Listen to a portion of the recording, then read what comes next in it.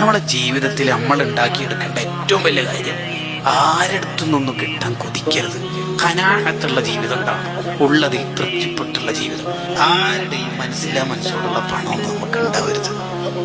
ഒരു 5 പൈസ ഹലാലല്ലാത്തത് വന്നാൽ, ഈ ഹറാമായ ഫുഡ് നമ്മളെ വയറ്റിലെത്തിയാലുള്ള പ്രശ്നം എന്താ പറയുക?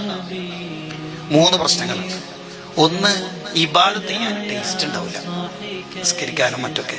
2, തെറ്റ് ചെയ്യാൻ പേടി ഉണ്ടാവില്ല. 3, മൂന്നാമത്തതാണ് വലിയ രോഗം. ഹലാലല്ലാത്ത ഫുഡ്, ചിലപ്പോൾ ചിക്കൻ ആയിരിക്കും, ബീഫായിരിക്കും, ഹലാലല്ല മുപ്പര് കഴിച്ചത്, ഹലാലല്ല എവിടെന്നോ കിട്ടിയത് മുപ്പര് തിന്നതാ. അങ്ങനെയാണെങ്കിൽ മൂന്നാമത്തെ ഒരു പ്രശ്നം സൂഖുൽ തന്നെ ഉണ്ടാവും. എല്ലാവരെ കുറിച്ച് മൂപ്പർക്ക് തെറ്റിദ്ധാരണ ഉണ്ടാവും. അയാള് ശരിയില്ല, എനിക്ക് അയാളൊക്കെ പിടിക്കില്ല, എനിക്ക് മൂപ്പരെ പിടിക്കില്ല, എനിക്ക് അയാളെ കണ്ടുകൂടാ, ഇങ്ങനെ എല്ലാവരെ കുറിച്ച് മോശം വിചാരം ഉണ്ടാവും. ആർക്ക്? ഹലാലല്ലാത്ത ഫുഡ് വയറ്റിലെത്തിയാക്ക്.